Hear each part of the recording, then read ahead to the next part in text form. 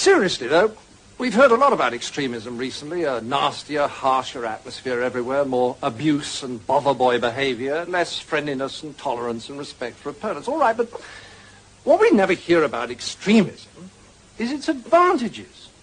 Well, the biggest advantage of extremism is that it makes you feel good because it provides you with enemies. Let me explain.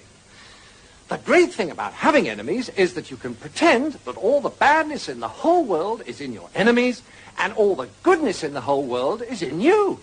Attractive, isn't it? So, if you have a lot of anger and resentment in you anyway, and you therefore enjoy abusing people, then you can pretend that you're only doing it because these enemies of yours are such very bad persons. And that if it wasn't for them, you'd actually be good-natured and courteous and rational all the time. So, if you want to feel good, become an extremist. Okay, now you have a choice. If you join the hard left, they'll give you their list of authorized enemies.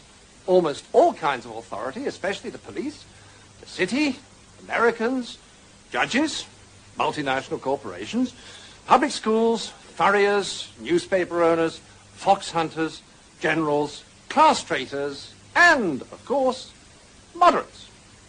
Or, if you'd rather be an extremist on the hard right, no problem, fine, you still get a lovely list of enemies, only they're different ones.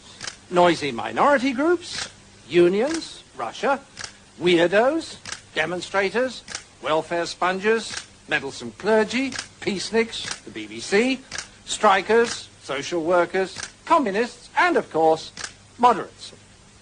And upstart actors. Now, once you're armed with one of these super lists of enemies, you can be as nasty as you like and yet feel your behaviors morally justified. So you can strut around abusing people and telling them you could eat them for breakfast and still think of yourself as a champion of the truth, a fighter for the greater good, and not the rather sad paranoid schizoid that you really are.